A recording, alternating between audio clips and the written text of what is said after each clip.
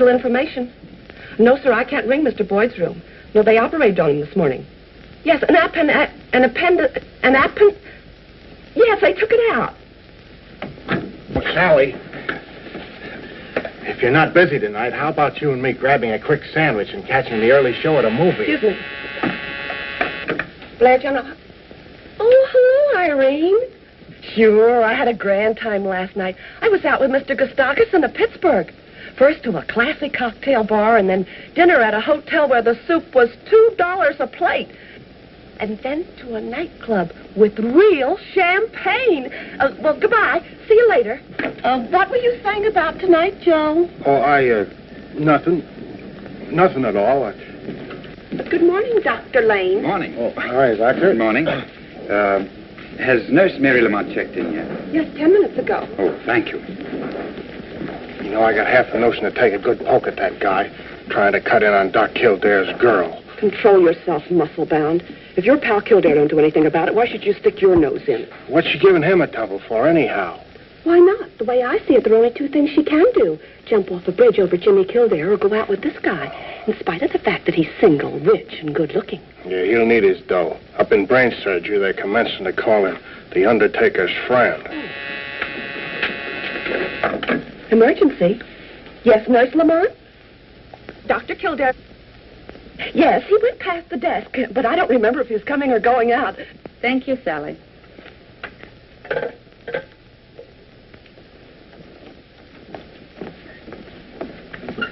Is Dr. Kildare in? Dr. Kildare is in Dr. Gillespie's office. And everything is okay. Gillespie shut himself up in the other room. Thanks.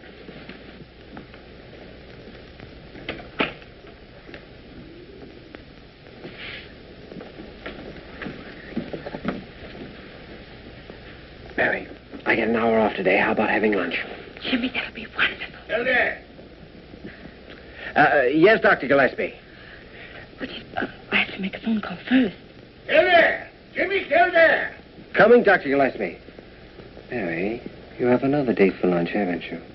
If you already have a date, then you mustn't break it. Besides, I'm not sure Dr. Gillespie will let me off. But, Jimmy, you know... Dr. Kildare! Can't you hear me? I'll be right there, Dr. Gillespie. No lunch, Mary. Kildare? This is the most ridiculous thing I've ever heard of.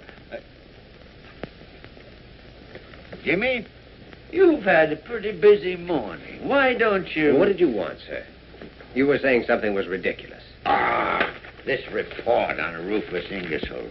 Jimmy, Rufus Ingersoll's been examined by every department in this hand-painting institution. Here are 27 different reports by 27 different doctors without a mistake in one of them. Why, it's impossible. Parker! Parker! Mr. Rufus Ingersoll should be treated with kindness, sweetness, and light. Will you kindly send in Mr. Rufus Ingersoll? Yes, sir. Let me handle this, Jimmy. Good morning, Doctor. Well, Mr. Ingersoll, good morning. And how are you feeling today? Never felt better in my life. Oh, that's fine. That's fine. Because your system's in a state of collapse. Sit down before you fall down. Mr. Ingersoll, you're suffering from a bad case of what we might call the dangerous age. You've been living too young. You've been eating too young. You've been drinking too young. You've been thinking too young. And all because you fancy yourself to be in love with a young girl in her 20s. And what's the result? Your stomach is overworked, your heart is overstrained, and your kidneys look like the Battle of Gettysburg. My age has nothing to do with it. I'm still a young man. You're young enough to make a fool of yourself. Dr. Gillespie, I came here for medical advice. Okay, you take a large dose of common sense. Of course, your personal affairs have got nothing to do with me, but medically speaking, my advice is that you should lead the life of a gentleman of 50, with his wife and children. Otherwise, Mr. Ingersoll, one of these fine days, you're going to drop dead. Good day, Mr. Ingersoll. This way, sir. Next patient! Next patient! Well, how can I examine you with your uniform on? Examine me? I don't understand. Well, I call for the next patient, and you pop in. You must be the next patient. Have you forgotten Mr. Grayson's waiting in the next room? Why in the name of common sense didn't you tell me? Because you told me. Well, Nosy, shake a leg. Yes, Doctor. Oh, wait a minute. Tell Grayson we'll be in right away. Yes, Doctor. Hey, what's your opinion on Grayson? You think he's going blind? Case history shows an increasing pressure on the optic nerve. Every indication points to an enlarged pituitary gland. That agrees with my diagnosis. What do you prescribe? An operation. Removal of the tumor. Sooner the better. You positive of that? Yes. Well, it's the only chance he has outside of a miracle. You're absolutely right. But the final decision to operate is up to the surgeon. Well, that's one thing we can do for Grayson. Get him a good man. Means you have an idea. I wouldn't dare suggest it to anyone but you, Dr. Gregory Lane. Gregory Lane? Yes. I know there's been some talk. He'd lost several patients in a row. But people don't realize that sometimes patients die because there's no chance of recovery. What are you trying to prove? Well, I'm not trying to prove anything. But I feel positive that Lane's a fine surgeon and that the medical profession needs him. Well, what brought Dr. Gregory Lane to your eagle eye? Well, didn't you once tell me he was the most promising young surgeon ever came to this hospital? Oh, I did say he had a fine pair of hands, but his judgment's worried me lately. Well, there's one sure way to check on his judgment. How? Well, see what he says about Grayson. Aren't you always telling me that anyone who agrees with you is a darn good doctor? You're getting too smart for me. Go on, get in there. Good morning, Mr. Grayson. Well, Mr. Grayson, it's as bad as I thought, isn't it? Mr. Grayson, our advice is an operation. A very delicate operation. I understand. I insist on the operation. You see, I'm not afraid of anything except going blind. We're going to send you to one of our very best brain surgeons. Will you tell Dr. Lane I'll talk to him after he's examined Mr. Grayson? I'm very grateful to you both. Never mind us, Mr. Grayson. We'd be pretty bad doctors if we didn't do everything humanly possible for you. I know that. But we both know that the final power of life and death is still in the hands of the great healer. Yes, Mr. Grayson, that doesn't change. Dr. Crew's on the phone, sir. Thank you. Well, good luck, Mr. Grayson. Thank you, Doctor.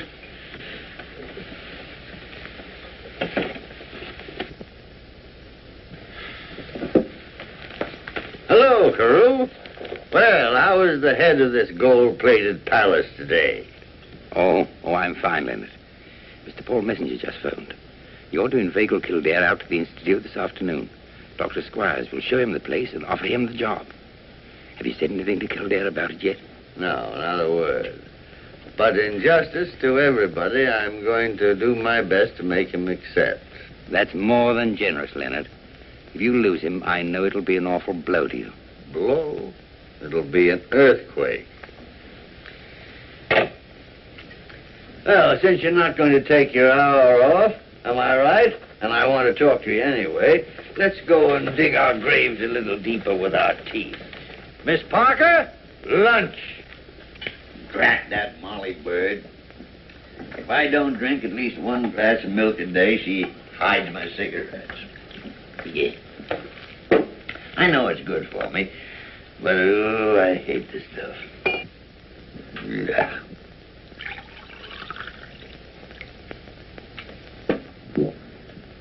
Yes. What made you hesitate about Grayson, Jimmy? For a moment, I wasn't sure. What made you decide? It was my best thought on the subject. That's the one most important thing for a doctor to know. To face situations with nothing to lean on but what he's learned. Yes, even in my short experience, there have been times when my blood ran cold. And yet you had to act like the Almighty, with life in one hand and death in the other. You had to do it, and you did. That's what I call being a born doctor. Couldn't have learned that from you, could I? Mm-hmm. Aren't you going to drink your milk? Oh, sure. But don't try and change the subject on me. Jimmy, you'll make mistakes, but let them be your mistakes. Use your eyes, your heart, your brain, your instinct. Make up your mind, and then go ahead. Do you think I'll ever learn half what you know? Yeah, but you'll have to begin where I leave off. And do you think you're being fair to me? To yourself? To the medical profession? Well, what do you mean? You haven't seen Dr. Lockberg in 2 months. Why?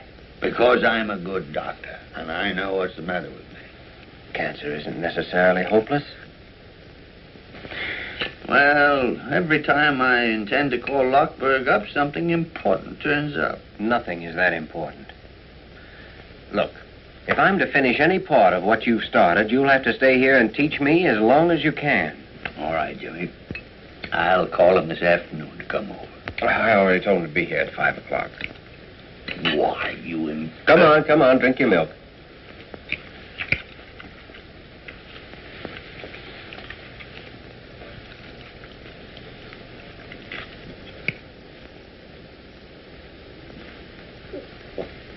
Well, the things people do for the sake of their health.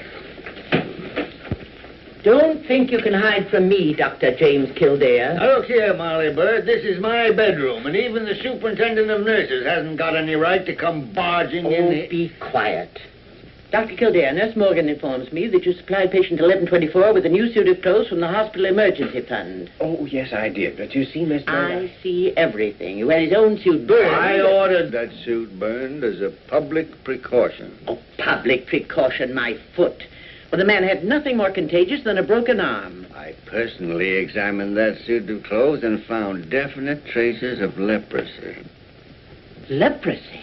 Leprosy, bubonic plague, housemaid's knee, and a slight trace of Scandinavian hookworm. Scandinavian hookworm, you fool. Besides, Molly, there was a job waiting for him if he had a good suit of clothes. Leonard Gillespie, you haven't drunk your milk. Molly, no matter what else you can say about me, I'm a man of honor. I said I'd drink 1 glass of milk, and 1 glass of milk I drank. Give me my cigarettes, please. Then how is the bottle still full? You'll drink this glass of milk or no cigarettes today.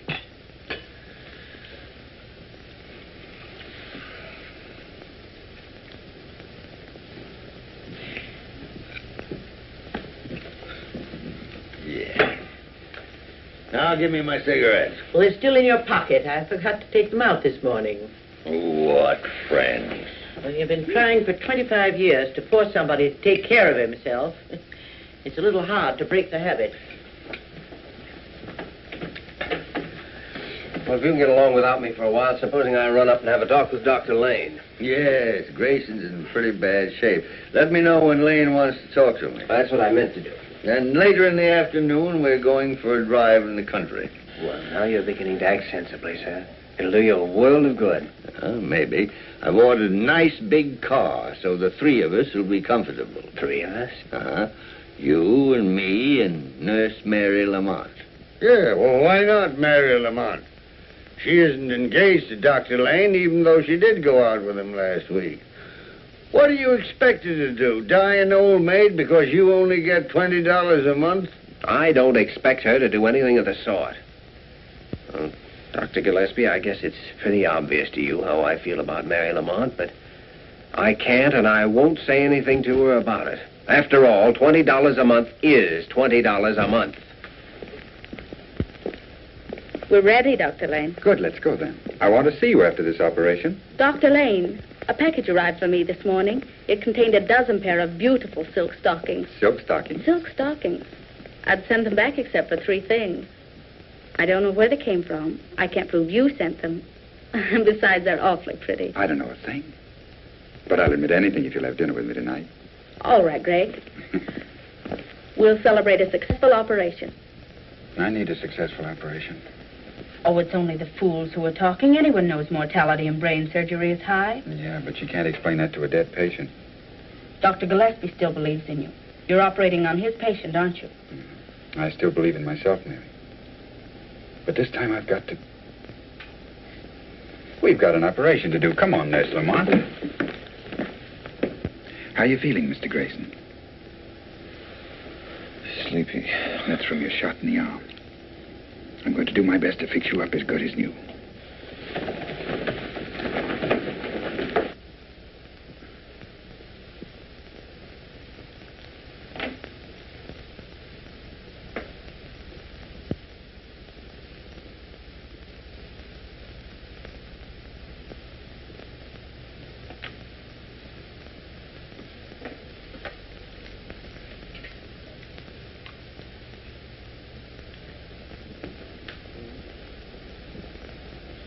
Oxygen.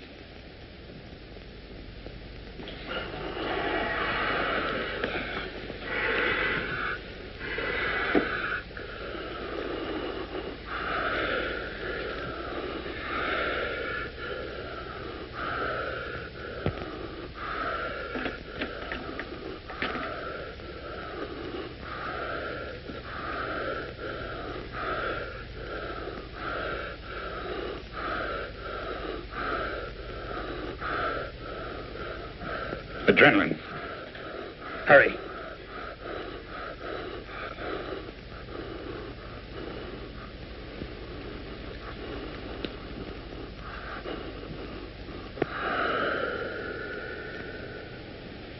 Never mind the adrenaline.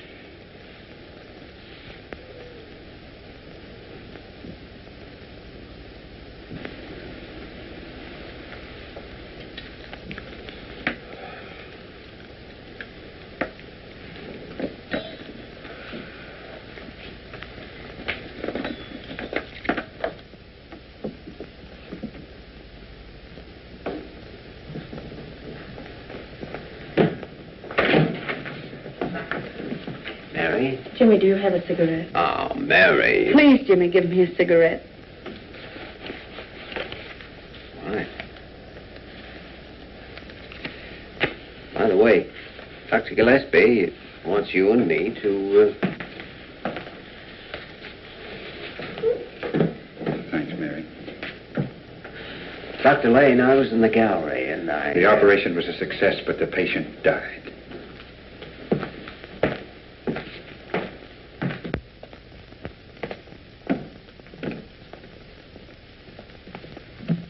Mary.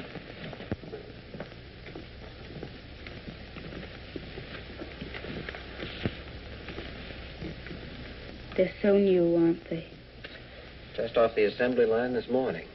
41 brand new lives. Sort of evens things up, doesn't it? You mean about life and death? I didn't think about it that way. I just happened to come here. And your instincts were right. It's the best place you could have come to. This is what it's really all about. Jimmy, Dr. Lane did everything he could. No one could have done any more, could he? No one. See, Mary, I prescribed an operation. Lane agreed and performed it. We both knew how slim the chances were. That's our job, and it's one of the hardest things we have to learn. I haven't learned it yet. Neither have I. That's what people need. Pure, sweet air to fill your lungs with. Open up your pores to the sunshine. What's the matter with you, Mary? You look as if you hadn't opened a pore for months. I did surgery today under Dr. Lane. Now, Mary, that patient had 1 chance in 100 of living through the operation. 1 chance in 1,000,000 of living without it. You're absolutely right. I reported that fact to Carew, too. What did Dr. Carew say? Well, what could he say? Too many people dying. Dr. Gillespie, Greg needs help. Dr. Lane, I mean. You're right, Mary. Something ought to be done about it. Isn't anybody interested in where we're going? We're going to the Messenger Institute at the university. Who told you? It wasn't me, Dr. Gillespie.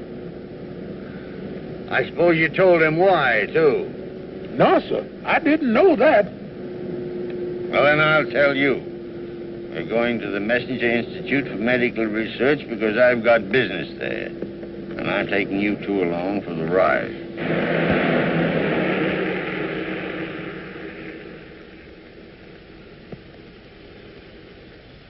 Mr. Messenger's open-handed generosity, this building with its magnificent equipment is a shining example.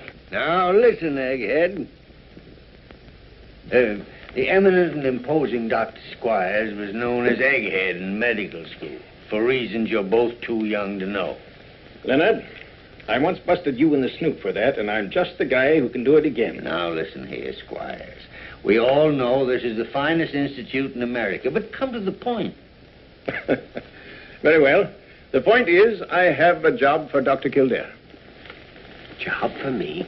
Well, if it hadn't been for me, it'd taken him 2 hours to tell you that. Dr. Kildare, Mr. Messenger feels that he owes to you his daughter's sanity, perhaps her life. Yours was a remarkable instance of correct diagnosis and treatment. I congratulate you. Well, tell him the job pays $500 a month. $500 a month? And you'll have a free hand here to pursue whatever research you choose. And if you tend to your knitting, when you're an old married man, you'll inherit Egghead's job, $20,000 a year. And that ain't hay. Well, why don't you say something? Don't stand there like a bump on a log. Well, it's the sort of thing you dream about. Dr. Gillespie, you knew all about this? That means you want me to take it? Do I want him to take it? You hear that, Egghead? These youngsters are hard to please. You show them the house that goes with the job. House? Oh, yes. Shall we go see it? I've ordered some tea. Tea? When I first knew him, he thought clean shirts were effeminate.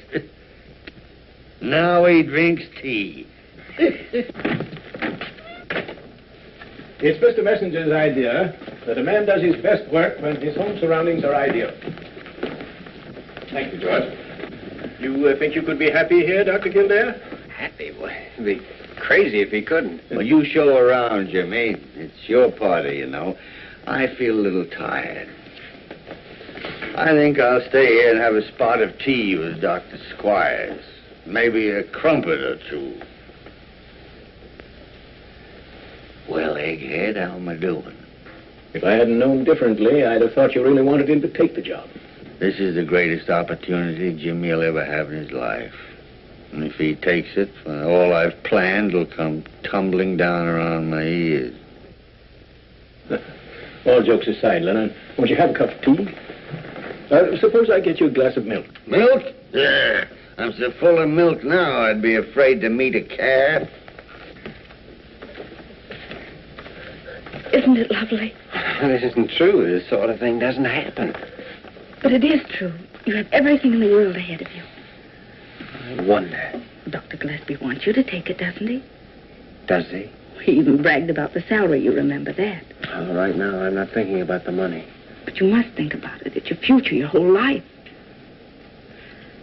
Who was it wanted you to see this house? It was Dr. Gillespie, wasn't it? Yes, Mary. He even talked about the future. That's what he said. I wish I knew what he was thinking. Well, shall we look at the living room? Mary, you have dinner with me tonight? But I've got a date. I'll get out of it, Jimmy. Hey, break it up, you two. Dr. Kildare, I think we'll be ready for you to move in, say, next Monday. You're very kind, Dr. Squires, and Mr. Messenger's generosity is tremendous, but I'm afraid I'll have to think it over and let you know.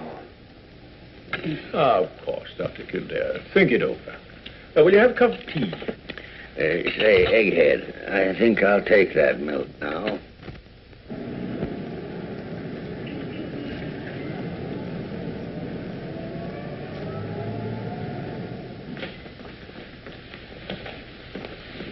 Good evening, Dr. Kildare. You're a sight for sore eyes, and why shouldn't you be? Short beer, Mike. Yes, sirree. Sure, and what more pleasant sight could there be than a fine young son of the old new suit and his own teeth stepping up to buy himself a good drink? How are you, Joe? Good evening, Doc. It'll be $30 any way you figure it. A joint that gets $2 for soup has got to get more than a nickel for a cup of coffee. Say, I got it. When we get to the Golden Slipper, I just won't eat anything. That'll give me $1.60 margin. Golden Slipper? Well, even if you don't eat, the cover charge there is $5 a head. Huh? $5 a head? Even for not eating? boys, there must be some way out of this. Joe, my boy, maybe I can help you. There's a drink I can mix that'll solve all your troubles.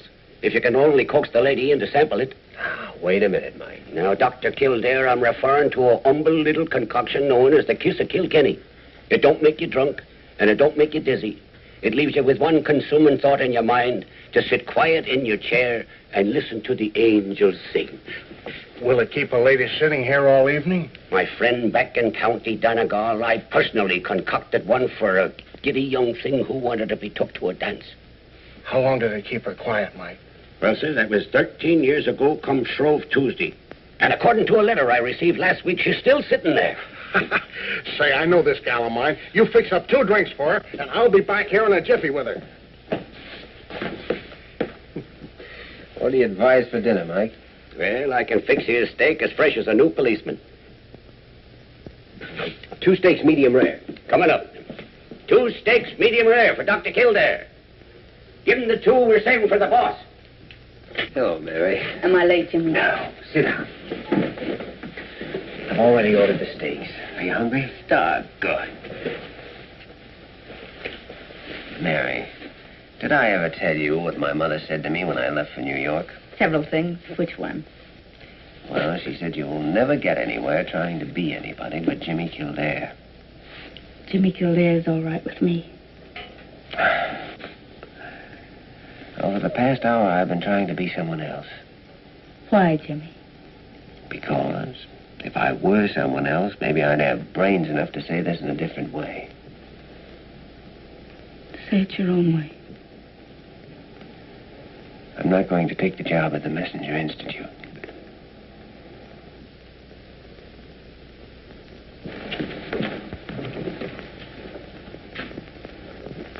Miss Lamont, report to Superintendent Bird's office right away. Tony, if we had a patient in this hospital as weak as your copy, we'd give him a blood transfusion and send for his relatives. I don't blame the nurses for squawking. Nurses are just like husbands. You can abuse them, insult them, work them to death, jump all over them, they'll take it. But give them a bad cup of coffee and you got a revolution on your hands. Oh, come in, Mary. I'll be down at the kitchen in 10 minutes and show you how to make coffee. You sent for me, Miss Bird? Lamont, I'm promoting you to staff surgical nurse permanently. Wait a minute. It's not that big an honor. I'm sorry, Miss Bird. Of course, you'll have to be more careful about our rules. For instance, I know that you accepted some silk stockings for a member of our staff. I'm sorry. I'll send them back. Before okaying this promotion, I must know that you plan on staying with this institution. I guess I'll be here forever. Because I certainly would not give this chance to a girl who's liable to quit her job to get married or something. I'm not figuring on getting married. No, child. I don't know why I'm so silly. Well, I know. I wormed it out of Dr. Gillespie about Jimmy Kildare and the Messenger Institute, and this can only mean that he didn't decide the way you wanted him to. I kept hoping against hope. The only man in the world? It's not true, Mary. It's never true.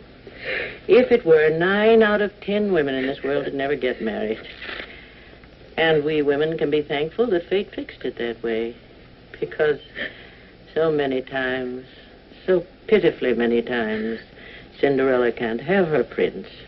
And if there were no other man in the world for her, how would the Cinderellas end up? Like me, Mary. I'm 49 years old, and what have I got in life?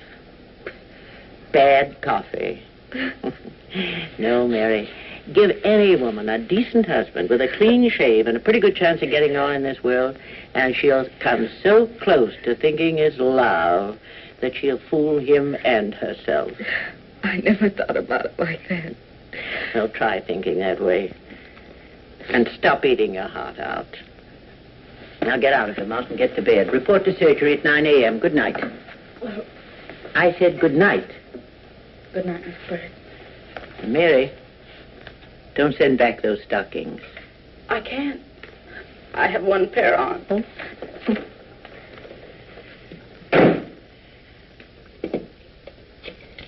Hello? Superintendent Bird speaking.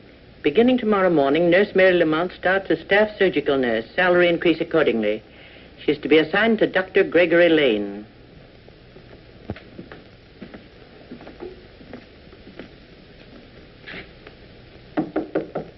If that's you, Nosy Parker, I'm taking a bath. If it's you, Molly Bird, I'm not smoking a cigarette. Anyone else can go shoot themselves. It's me. What do you mean, barging in here 3 or 4 o'clock in the morning? What do you think this is, a 6-day bicycle race? Well, it's only 10:15. What do you want in the middle of the night? I'm not going to take the messenger job. Why, you unmitigated young upstart. Do you realize, Jimmy, you'll never have another opportunity like that as long as you live? I'm staying here because I'm selfish. Ever since I was a kid, I've known I wanted to be some kind of a doctor, but I didn't know what or where. Now I do know. I want to be a diagnostician, and you're the only one that can teach me. Jimmy, I'm the happiest guy in the city. As a matter of fact, I've been sitting right here since 6 o'clock, waiting for you to come in to tell me your decision. I'm sorry, I've been a little busy. None too pleasantly, maybe, huh? Well, you know. Oh, got a note from Carew's office. Seems I'm behind in my surgery, and they want me to catch up right away. Do you mind if I borrow the... No, don't take anything you want, Jimmy. Yes, he's been raising Cain with me about that, too. Yes, I'm to start tomorrow morning, assisting Dr. Lane. Well, perhaps I could arrange to have you transferred to someone else. No, thanks. Say, what's the matter with this fellow Lane, anyway? I've heard he inherited a lot of money, and yet he wants to stick around this skating rink. No, that's not true. He's had money all his life, but he happens to want to be a surgeon. He also happens to be interested in Mary Lamont, or I'll fire 3 or 4 of my pet stooges. Isn't that Mary Lamont's business? You have no regrets about that, Jimmy? Dr. Gillespie, if I've told you once, I've told you 5 times that Mary Lamont... All right. Don't bite my head off. Furthermore, Dr. Gillespie, it's past your bedtime. All right, Papa. I'll go to bed like a good boy, and I'll be kind to dumb animals, and I'll wash behind the ears. So who do you think you are, Molly Bird in long pants? Blair General Hospital emergency. Just a minute. Hello, Irene. As I was saying, last night, Joe Wayman and me start. Me in that new blue chiffon, and Joe, mind you, he's actually in a tuxedo. When all of a sudden I find I'm paralyzed from the waist down. No, I didn't touch a drop. Just one little glass of Irish lemonade in Mike Ryan's place. But was Joe Wayman nice? He never said one word about me spoiling his evening. Traffic accident, emergency. Emergency, one coming up. Funny thing, no identification. Nothing but a key and a $5 bill. Did you go through all his pockets? What pockets? All he had on was an overcoat over some pajamas and a pair of pants. You know, Sally, I got it all figured out what was the matter with you last night. It was something you drank the night before with that guy from Pittsburgh. I'll bet it was. But, gee, Joe, you were so sweet. Carrying me home and singing like an angel all the way.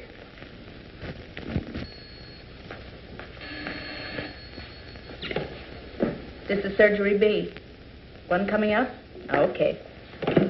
There's a case coming up from emergency.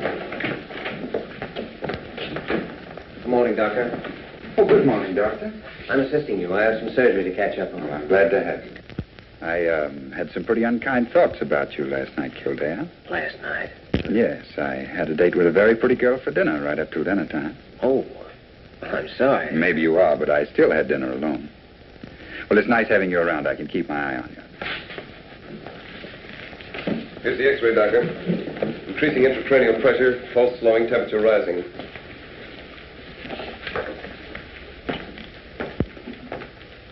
We'll have to operate to save his life. I'll get him set. What day is this? What day is this? Wednesday. Wednesday. Good. I thought for a moment I'd missed it. Missed what? Friday noon. I've got to... Now, look, you have a head injury. A skull fracture, and I'm afraid we'll have to operate. Operate? What's this for? It's to help you rest, to quiet your nerves. How bad is my head? Why don't you just put yourself in our hands? We'll do everything that possibly can be done. You mean I might die? With an immediate operation, you have a very good chance of pulling through. I won't be operated on. I've got to get out of here. Oh, if you get up now, you may not live to reach the street. At 5 years of dying, I won't be operated on. Oh, you want to live, don't you? I'll live. I couldn't die now. I've got to live till Friday. What about Friday? Who are you? What's your name? Perhaps we can help. How could you tell?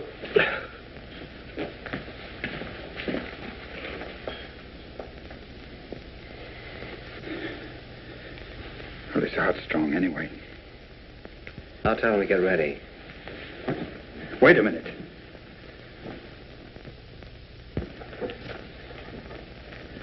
Maybe we'd better put him under observation for a couple of days. What?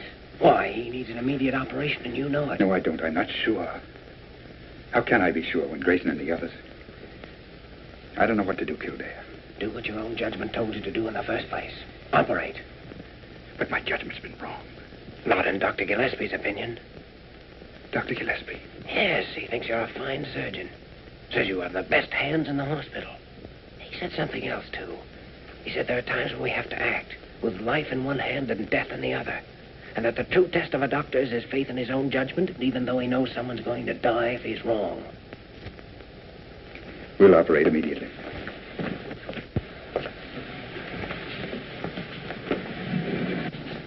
This patient has refused the operation, but I take full responsibility.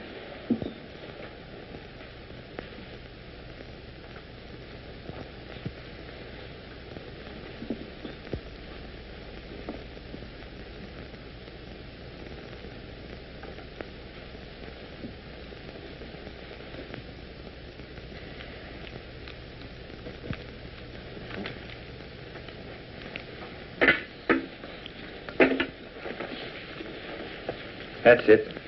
Take him away. How's the pressure? Fine.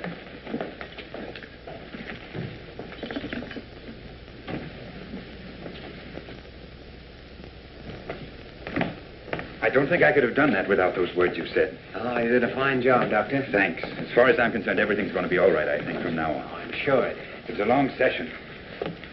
Well, it's time for lunch. I'm on office call this afternoon. 9 o'clock tomorrow morning, please, Doctor. Yes, Doctor. It was a beautiful operation, Doctor. Maybe now we'll have something to celebrate. Let's. Tonight? All right. Swell.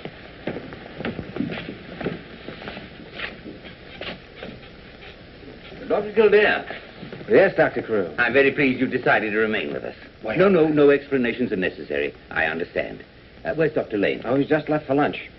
Wish you'd been there. You'd have seen the kind of brain surgery you read about. Is that so? Well, I trust you're right. Doctor, because of the somewhat unusual circumstances, I'd like to have your personal report on this case. Well, Dr. Lane has office duty, so naturally I'll be watching it. Very good. He's coming out of it now. Breathing easily and naturally. Mm-hmm.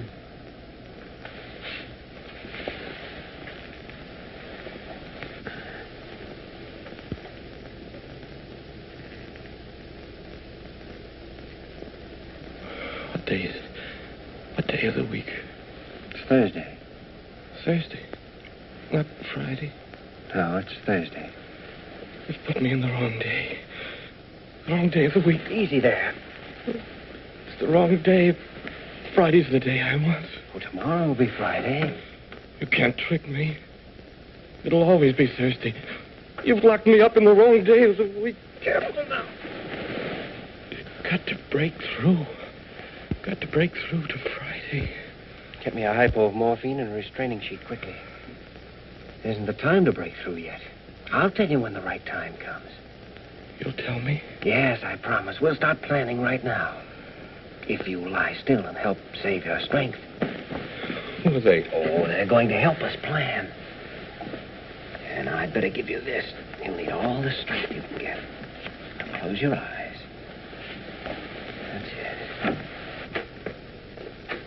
Get that restraining sheet on him quickly. Doctor? What's wrong? There's some mental disturbance. I had to give him a hypo. Couldn't it be the effect of the anesthetic? I'm afraid there's no doubt. His mind's gone. But if you hadn't operated, he'd be dead now. His brain's dead. What good if the rest of him's alive? You were there, Kildare. You saw everything. I didn't make a single mistake, did I? Not one. Well, and how's the patient? Why, that's a restraining sheet. Yes, I thought it was wise. The patient showed signs of becoming violent. Violent? Dr. Lane, what is this? Do you mean to say that your patient has lost his mind? Apparently. Apparently. Dr. Lane wasn't here when the patient recovered consciousness. But you had the patient restrained because, in your opinion, he's now deranged. Yes. I see. Dr. Lane, remove your patient to a private room. It's the least we can do. Then I'll see you in my office. Dr. Carew, you'll want me there, too, won't you? No, this is Dr. Lane's responsibility only. Oh, nevertheless, I'd like to be there. Don't stick your neck out, Kildare. It's my neck. Dr. Lane, I freely concede that a doctor constantly has to make decisions, to operate or not to operate. But also, he must be right when he makes those decisions. Otherwise, we... Wait a minute. I'm in on this. What have I missed? I just left your patient. He's as mad as a March hare. What were you saying, Carew? Dr. Lane has made one too many mistakes. Dr. Gillespie, I was just saying that in this last case, I urged Dr. Lane to operate. I hesitated a moment, but the decision to operate was my own. Well, then why is Kildare on the carpet? He isn't. He insisted on being present. Look, let me settle this thing once and for all. I decided to operate, and in a similar case, I'd do it again. Good. Now we know where we stand. Right. Dr. Lane, errors of judgment are difficult to prove. But in this case, you also performed the operation without the patient's permission, violating his legal right. His legal right to die? If you please, Dr. Kildare. You, Dr. Lane, have placed this institution in a very serious position. You're suspended from duty pending a hearing before the hospital board tomorrow, Friday at noon. I'm sorry. You may go. Dr. Carew, I'd like your permission to testify at that board meeting. I can't permit that. And how could you possibly help Dr. Lane? Well, I don't know. He don't know. He wants to prove the operation didn't make the patient insane, but he don't know how to do it. Come on, Jimmy. Now, wait a minute. Suppose the man was insane before the operation. Suppose, for instance, he was suffering from schizophrenia. Oh, poppycock. I don't think the hospital board would be interested in your theories. Your request is denied. But after he came out of the anesthetic, he spoke incoherently of Friday. And before the operation, he made it very plain that Friday was more important to him than living. Now he's a psychiatrist. If you concern yourself further in this case, neither of us can save you from the unpleasant medical and criminal consequences. Kildare, you seem to forget one thing. Dr. Lane went ahead after the patient had refused the operation. But if the man was insane, he had no legal right to refuse the operation, which left the decision up to the doctor. Now he's a lawyer. I consider the matter settled, Dr. Kildare. Which is the way a high-class gentleman says, get out of my office and mind your own business. Come on, Jim. Can you get along without me for the rest of the day? Oh, I guess so. It might be a good idea. Go on out and take in a show. Forget all about this little difficulty. No, I don't think it's so little. Maybe I haven't been here long enough to get the hospital viewpoint, but if Lane's kicked out, it'll look as though he murdered those patients. And we know he didn't. You going back to your office? No, I'm not. Get your hands off my chair. Oh, I'm sorry. I'll see you tomorrow. Where are you going? I don't know. Maybe I'm going to make a fool of myself. I don't doubt that, but how? I'm going to find out who this mysterious man is, so that I can prove he was mentally deranged before Lane operated. Now he's a detective. Listen, Sherlock Holmes, there are 7 million people in this town. How do you expect to track down the identity of one unknown lunatic? If you get yourself tangled up in this Lane affair, you might as well hunt yourself a new job, because I need an assistant that works for me. Now play that on your harmonica. Walter, you're a great man, a magnificent man to head this hospital. But you don't know any more about handling Jimmy Kildare than I do. I'm upset myself. I hate to have to do this to a nice young fellow like Lane. In the old days, they used to draw and quarter them, nail up their heads on London Bridge. Today, we're not that merciful. When they kick over the traces, we have to throw them out and let them die of broken hearts. Listen, Mr. Gustafson, you may be a big man in Pittsburgh, but you're no gentleman, you gorilla. You take a girl out and fill her full of fancy soup and poison champagne, and the next night I can't move a muscle.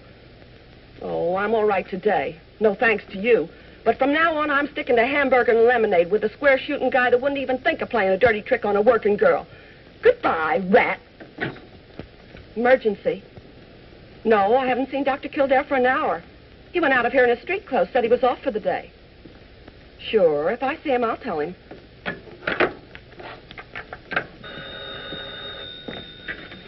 Sullivan's Cafe. No, Sally, Dr. Kildare is not here, but we're expecting him immediately. Sure, I'll give him your message. Hello. Sally, here's the doctor. Mike, Joe Wayman or Foghorn come back yet? No, my friend. It was no easy task you gave them. Finding out about this mysterious crazy man is like looking for a needle in a haystack. Oh, don't I know it. His clothes are just stock garments sold by the thousands. The locksmith you left the key with says it's from any one of 1,000,000 doors in New York. That is, if it's not from Chicago or Boston. That's what I was afraid of. Mother. Mother. Goodness sake, what are you doing here? Is something wrong? Where's Father? I'm fine. Nothing's wrong. Your father has to bring a patient to see Dr. Gillespie. Well, Mrs. Kildare, you're looking young enough to be your own daughter. Only then you'd be your own mother. And you don't look old enough for that. I bet you tell that to all the girls. I do, and I tell them all to make themselves at home. Thanks, Mike. My. Things must be pretty slack with you big city doctors. I don't know. Tell me, are you well and happy? Why shouldn't I be both? Well, if you'd simply said yes, I'd have known you were, but what's the trouble? Well, Mother, I think you are a mind reader. Yes, I am at kind of a crossroads. Nobody ever accomplished anything without passing crossroads. The only question is, which road do you take? It's not as simple as all that. Doing right is always simple. It's only the wrong thing that takes working out. Oh, excuse me, Doc. Oh, hello, boys. Did you, Oh, Mother, allow me to present Mr. Joe Wayman and Mr. Foghorn Murphy. Foghorn? What's your real name? Harold. I prefer Foghorn. So do I. How do you do, Joe? Awfully glad to see you. I've heard a lot about you and your monkey wrench. Oh, those stories are exaggerated, Mrs. Kildare. I never even owned a monkey ranch. Well, sit down, fellas. Tell me, did you find out anything? The boys have been getting some information for me. Oh, about those crossroads? Me and my pals made a house-to-house canvass of the neighborhood where your screwball was run over. We found one house where a guy had disappeared. Oh, go on. This mug disappeared in 1911 with a blonde in the Sunday school collection. Here. I was a blonde myself at 16, and no peroxide either. And the prettiest one in town, I'll bet. The prettiest one in the state, Harold. J. Harold. J. Harold? Oh, excuse me. I won't say another word. I dug up that truck driver that clipped your guy.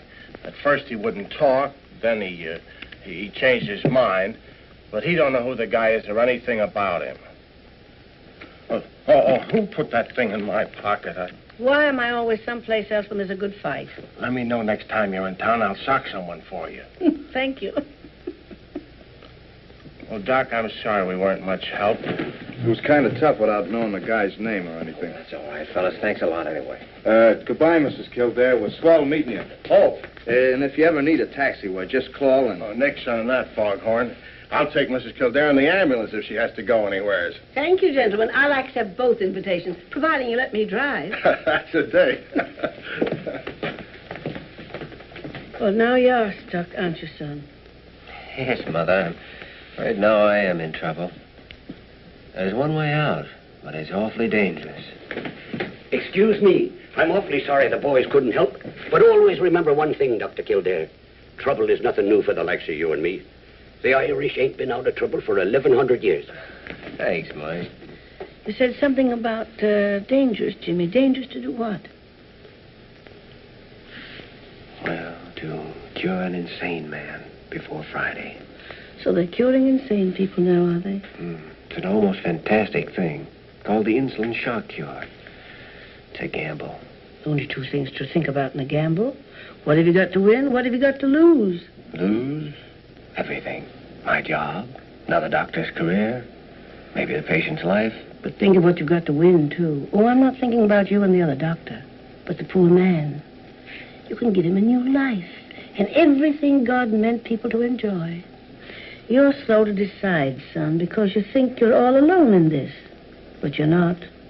There's a man over in that hospital that's as fine a doctor as ever helped the ailing. Oh, I know, but I can't ask Dr. Gillespie to help me. Who's talking about Dr. Gillespie? I mean your own father. Oh, of course. Well, now the only thing to figure out is how to get a hold of him without Dr. Gillespie suspecting. Get to work, son. I will. I'll be seeing you, pal. Mm-hmm. Oh, it's funny, Mother. Whenever I know that I'm right with you, I can generally manage to work out everything else.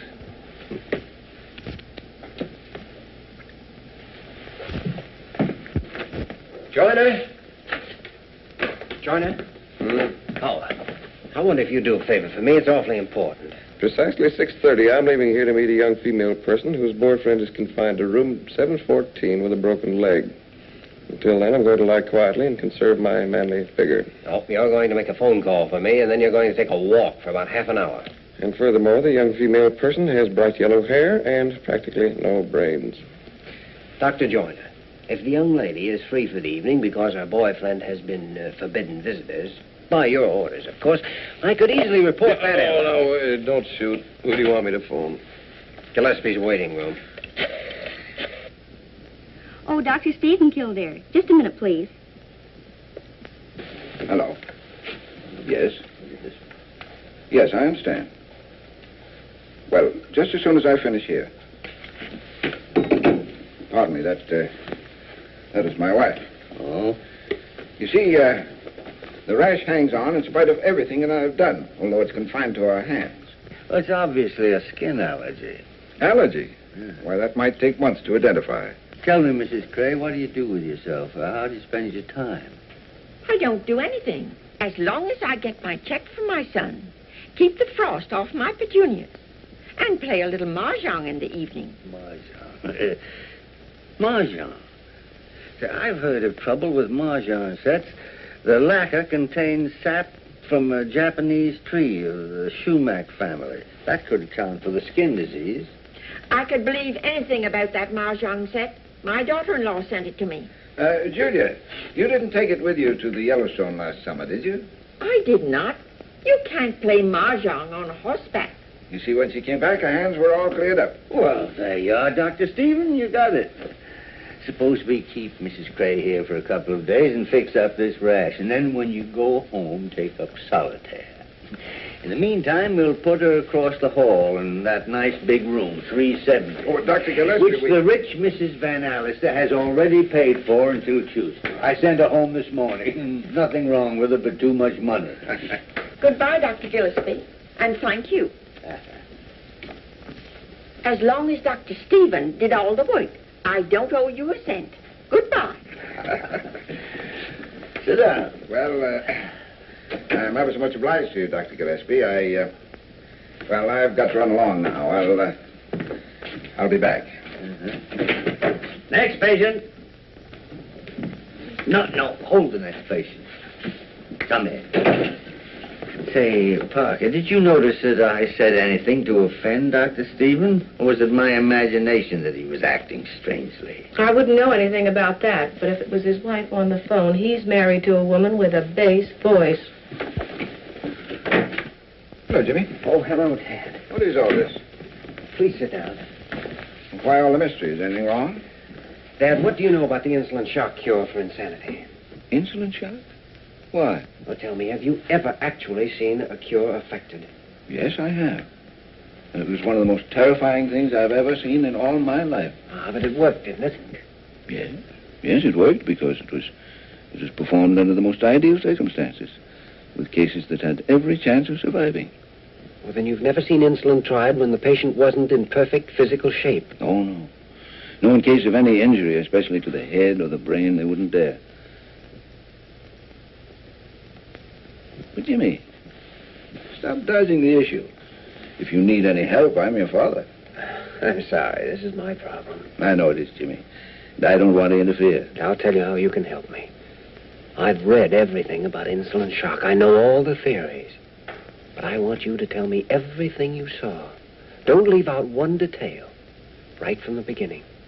Well, Jimmy, insulin shock causes the patient to revert backward through every stage of evolution. At the dictates of his shocked brain, His human body attempts to simulate all the actions and mannerisms of each successive step. Back through the ape, the bird, lizard, fish, and so forth. This abnormal effort involves the most horrible convulsions.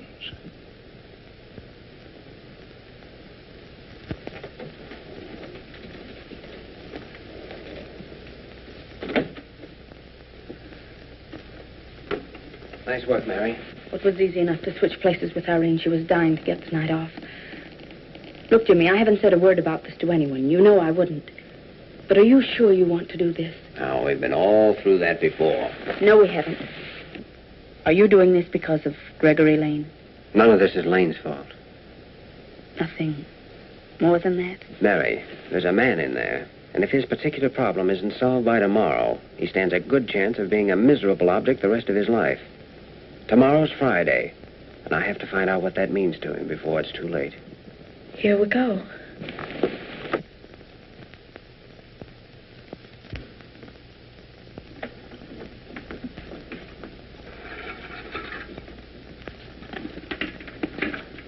I don't know a thing about this insulin business. Well, I know that a terrific shock will sometimes drive a person crazy. An overdose of insulin apparently works just the reverse. The tremendous shock it gives seems to drive the crazed brain back to sanity. Suppose he dies. Let's try supposing he'll live. But what about you if he does die? Get his arm ready.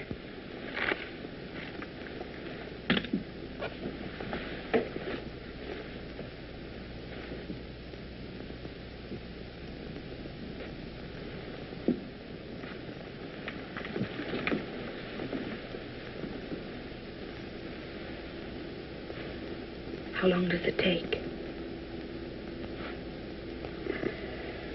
5 hours. 5 hours?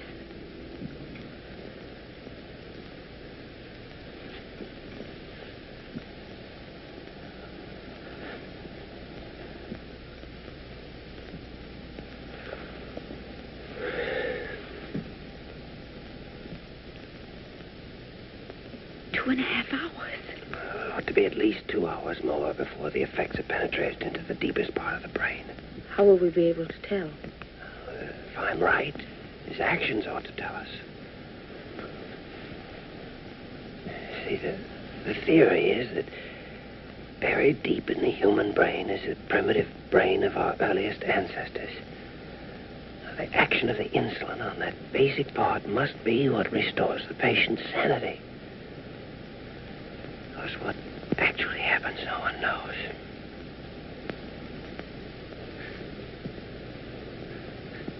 Here it comes, Mary.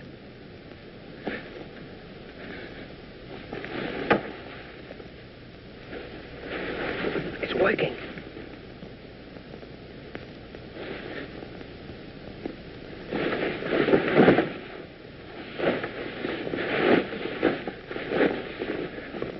You see, the brain is starting to travel backwards. The body is compelled to follow.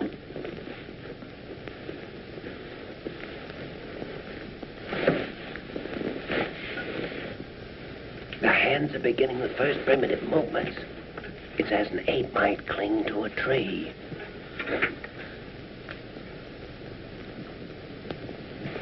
Convulsions are a necessary part of the process. The body is desperately trying to obey the impossible commands of the brain.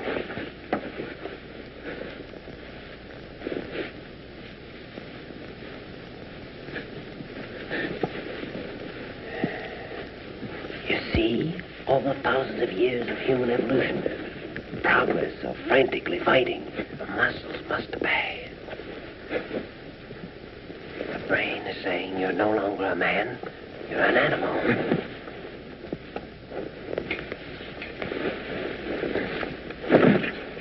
Pupils are dilated. Pulse is increasing.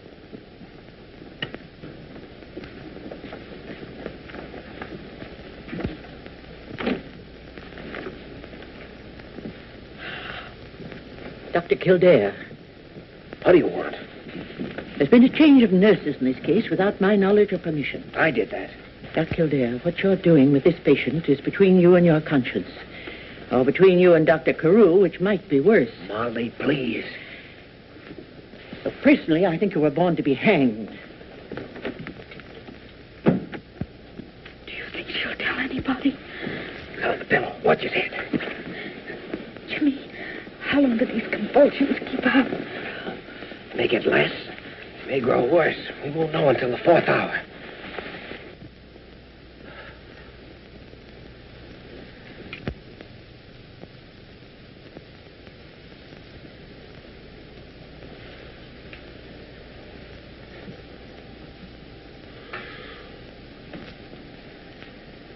How long has it been since he's moved? Over an hour. It's time. Glucose and tube ready? Glucose. Yes. Temperature. This can't be right. 86? Nobody can live at that temperature. 86. It seems impossible, but it's true. These cases can survive temperatures that otherwise would mean certain death. Reaction to light. Latent corneal reflexes sluggish. Ready with the glucose. Give me the tube quickly. His brain is completely released. If we let him stay too long, we'll never get him out of it.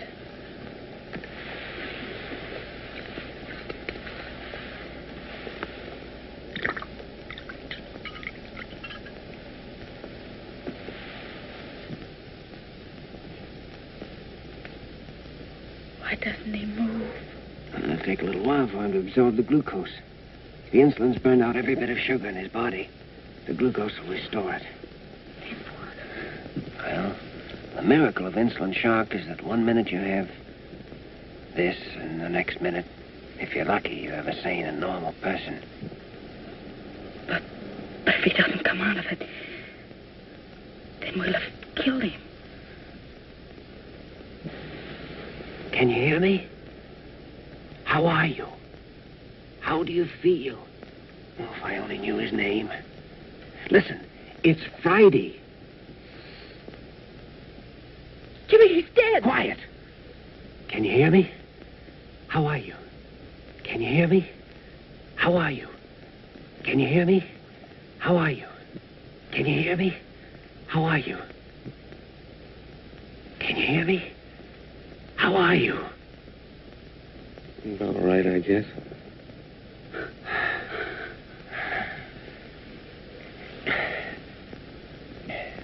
Milk and jelly sandwiches right away, please. Jelly sandwiches? Jelly sandwiches and milk, nothing else, right away. Yes, Doctor. Yes, Doctor.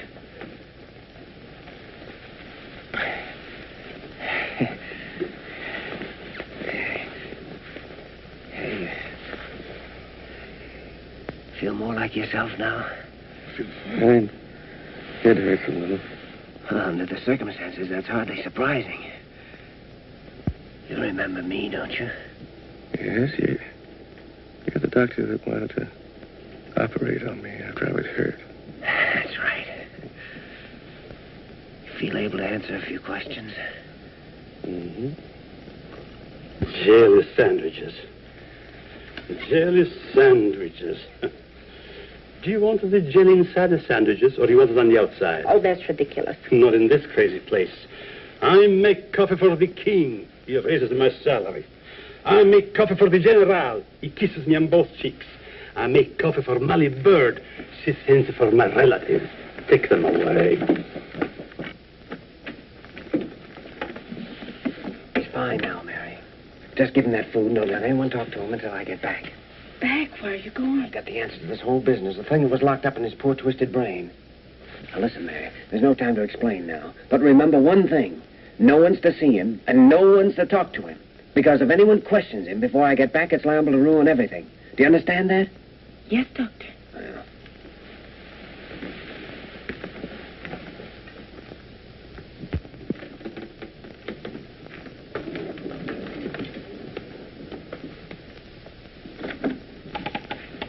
Good evening, Ayres. Miss Lamont, isn't it? I want to examine your patient. Well, Oh, the hour may be a bit unusual, but this is a very unusual case. While I'm in there, you might get me a little bicarbonate of soda. I've just come from a doctor's banquet. Dr. Carew, the patient mustn't be disturbed. Indeed? Who said so? Dr. Hepworth, the staff physician on the case. Oh, that's all right. I spoke to Hepworth at 7 o'clock. Told him I was coming in. Yes, but he came back after that. But Hepworth told me he wasn't coming back until morning. What is this? I just left Hepworth at the banquet. Oh, it must have been some other doctor. What other doctor? I don't know his name. It's quite obvious something untoward is going on here. I intend to find out for myself. Well. Wait outside, Conover. Yes, sir. Why, Walter, you look positively beautiful. This is not the time or place for jokes, Leonard. Well, you must have been joking just now when I came in. Wasn't he, Mary? Leonard, in order to testify properly before the hospital board, I must have complete knowledge of this patient's condition. Well, that's not unreasonable, Mary. But Dr. Gillespie, the patient mustn't be disturbed.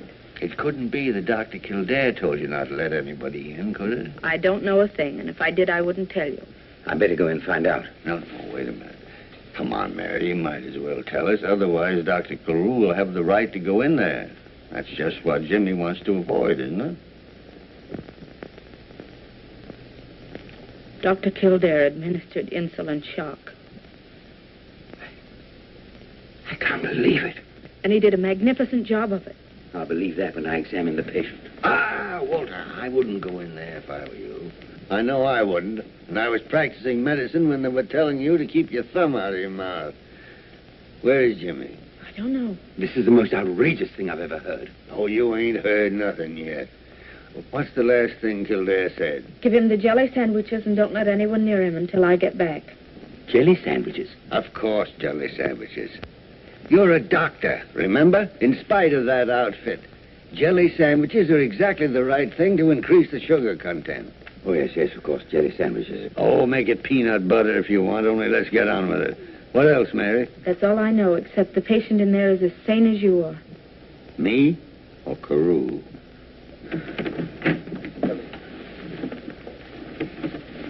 Dr. Kildare. Dr. Kildare, you're suspended from further duty until... Just one moment.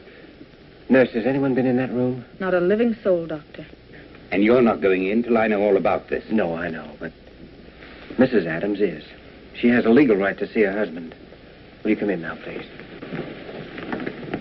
Everything's going to be all right, if you'll just remember.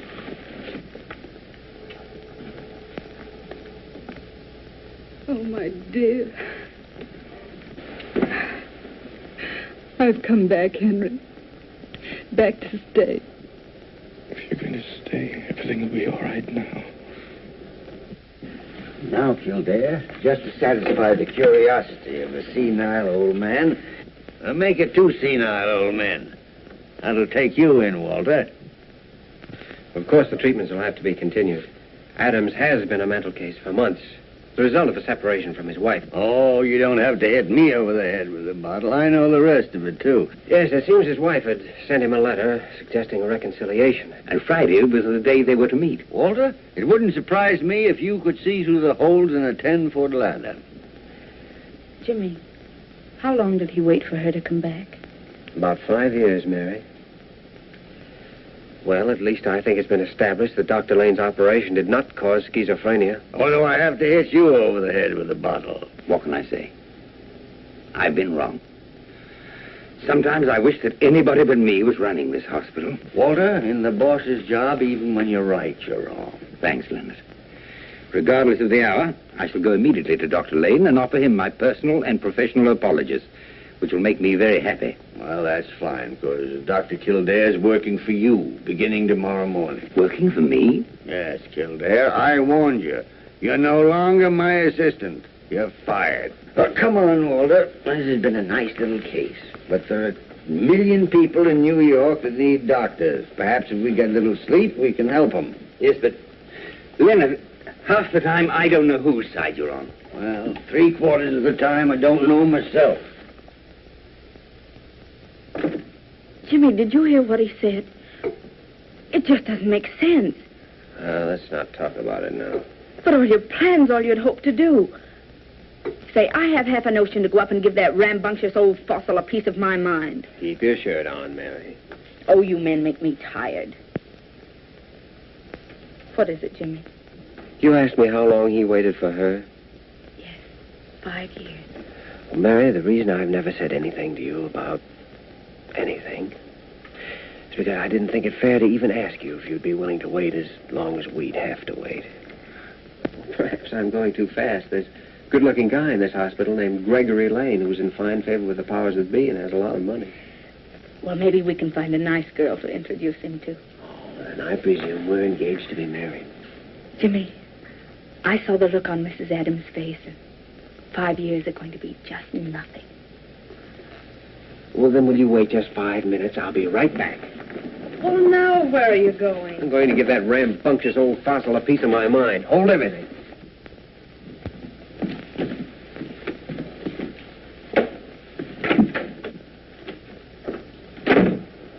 I suppose you thought I was going to take that crack of yours lying down. 9 goes on the 10. And isn't it nice to be alone? Well, I want to tell you something. You can't fire me because I won't be fired. And if you do fire me, I won't stay fired. Oh, the Lone Ranger, huh? Hi-Yo Silver. You make me feel like a fool. You said you were going to make a fool of yourself, didn't you? Well, who was it said you have to have an instinct for diagnosis and the courage to follow it up? I did. Well, every instinct I had told me that Dr. Lane was a good surgeon. Why, you little pipsqueak. If it hadn't been for me, you wouldn't have got to first base. You? Yes, sir. Who was it that had you notify that you were behind in surgery? Mahatma Gandhi? Who was it had you assigned to Dr. Lane? Little Red Riding Hood? Who gave Dr. Hepworth tickets to that banquet? Santa Claus? No, lame brain. Even you couldn't have gotten away with that insolent business without my full authority back of you all the time. Of course, Molly Bird helped a bit. She made me drink 2 quarts of milk. Yeah. You're still fired. Why? Well, because you're not always going to be lucky. Someday, some of those fantastic crusades of yours are going to kick back on you and crucify you. And then what'll be the good... Thank you. And then what'll be the use of my teaching my job to a man who's going to end up by having his head nailed on London Bridge? Funny, you never think of that once you get started. Young Dr. Kildare, you've got a single-track mind. Well, I'm trying to be like you. There's only one man in the world like me. Me. Well, I wish you'd act more like it sometimes. Boy, I haven't made a mistake since 1926, except you. Now, what about Dr. Lockberg? Well, what about Dr. Lockberg? I saw him last night, 5 o'clock. You made the appointment. Mm-hmm. And instead of letting him examine you, you spent the entire time teaching him to play double solitaire and smoking cigarettes. Well, Jimmy, suppose I promise you to see Lockberg 3 times a week and you can stay in the room. Eh? That is, provided you'll promise not to make a fool of yourself more than 3 times a year. Why do you think I came up here? What do you think I've been waiting up here, all dressed up in tight pants? Jimmy, for the love of Pete, give me a cigarette, will you? Well...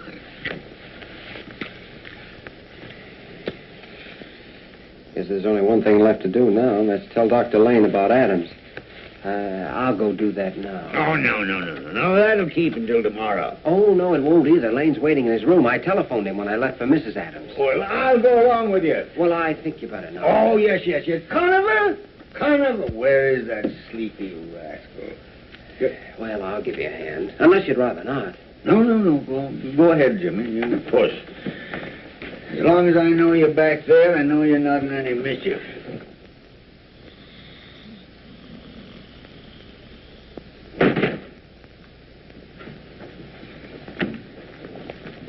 Oh, I could see the whole thing coming. The trouble with you is, Jimmy, you got one of those honest faces. A man can look at you and almost tell exactly what you're thinking. Well, I'm different. Poker-faced Gillespie, they call me. Know everything and show nothing. That's me. It's like a sixth sense. I can tell exactly what's going on all the time, behind my back or through a stone wall. For instance, at this moment, Jimmy, you're wishing you could shake me and join that Lamont girl. Isn't that what you're thinking? Isn't that what you're thinking? Answer me. No, boss, it ain't.